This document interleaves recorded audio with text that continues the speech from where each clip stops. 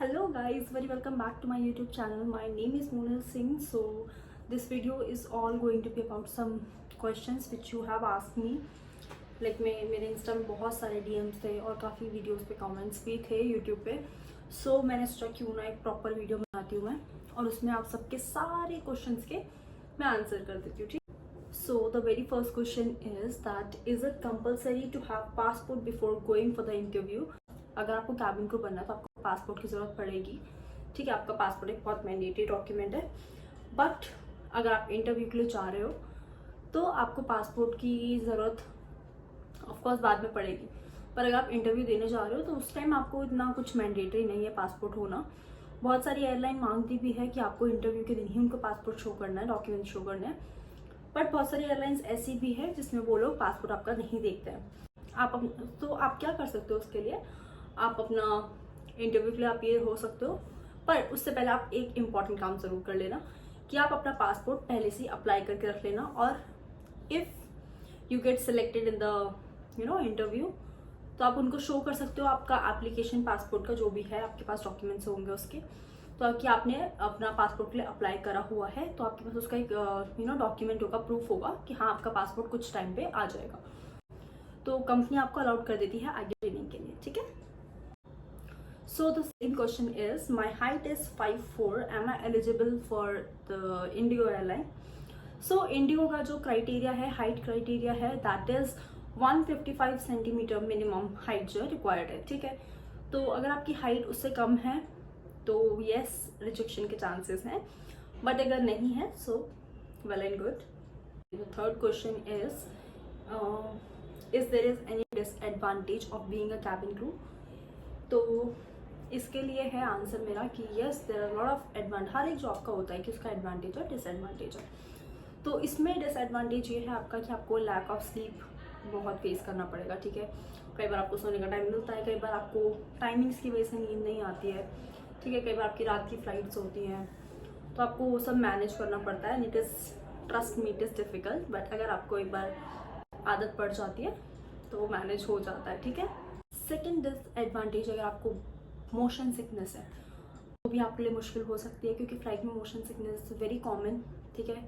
तो वो कई बार आपकी बॉडी में अफेक्ट करता है. बहुत सारे लोगों को फ्लाइंग के बाद बहुत सारे बॉडी में चेंजेस आते हैं. ठीक है. क्योंकि आपका खाना प्रॉपर नहीं होता है, आपका स्लीपिंग शेड्यूल प्रॉपर नहीं होता है. आप कभी रात के सुबह के 4 बजे खाना खा रहे हो, कभी दिन में सो रहे हो, रात को सो रहे हो, सुबह सो रहे हो, कोई पैटर्न नहीं होता है फिक्स आपका. ठीक है. तो आपको मैनेज करना पड़ता है. और सबसे बड़ी चीज़ इस प्रोफेशन में पेशेंस होना बहुत ज़रूरी है. बिकॉज कई बार होता है कि आप फ्लाइट के लिए जा रखे हो, आपके 2 सेक्टर्स हैं मान लो. ठीक है. आपको बस 2 फ्लाइट्स करनी है पर यू नेवर नो किस कब कहाँ किस रीज़न से आपका डिले हो जाए या कुछ हो जाए. तो आपको वहाँ जहाँ आप 6 आवर्स की ड्यूटी करने गए थे वहाँ 12 घंटे के करके आ रहे हो. इसमें कोई ऐसा फिक्स नहीं होता है. ठीक है. तो आपको प्रिपेयर रहना पड़ता है मेंटली भी और फिजिकली भी. तो अपनी हेल्थ का बहुत ज़्यादा ध्यान रखना पड़ता है. आप वीक हो जाते हो, आप बहुत ज़्यादा वेट गेन कर लेते हो तो आपको खुद को मेंटेन करना पड़ता है. सो ये कुछ डिसएडवांटेजेस थे इस प्रोफेशन के. So the fourth question is, क्या ट्रेनिंग पीरियड में सैलरी मिलती है और आपको कितनी मिली थी, मुझसे पूछा है. तो I would say yes, training period में भी आपको सैलरी मिलती है पर उतनी नहीं जितना आपको फ्लाइंग के टाइम में मिलती है. ठीक है. ट्रेनिंग पीरियड में आपको थोड़ी कम सैलरी मिलती है, लाइक अराउंड 15 to 20,000 की. मतलब इट डिपेंड्स कि आप कौन सी एयरलाइंस में हो. कोई एयरलाइंस 30 भी पे करती है, 37,000 पे करती है, कोई 15,000 पे करती है, कोई 20. सो इट डिपेंड्स कि आप कौन सी एयरलाइन में हो. ठीक है. So the fifth question is that I want to apply for the interview but I am not able to apply because I don't know about it. So आपको online कैसे apply करना है, लेट यू नो. आपको क्या करना है, आपको कोई भी एयरलाइंस हो, लाइक फॉर एग्जाम्पल आप विस्तारा के ले जा रहे हो. ठीक है. तो आपको अगर ऑनलाइन अप्लाई करना है, if it is mandatory there, तो अगर आपको ऑनलाइन अप्लाई करना है तो आपको सीधा गूगल में जाना है. ठीक है. गूगल में जाके आपको सर्च करना है vistara.careers. आप किसी भी एयरलाइन का, लाइक फॉर एग्जांपल अगर आप कोई भी एयरलाइन ले रहे हो तो उसका बस आपको नाम डालना है. ठीक है. उसमें फिर एक डॉट देन करियर्स.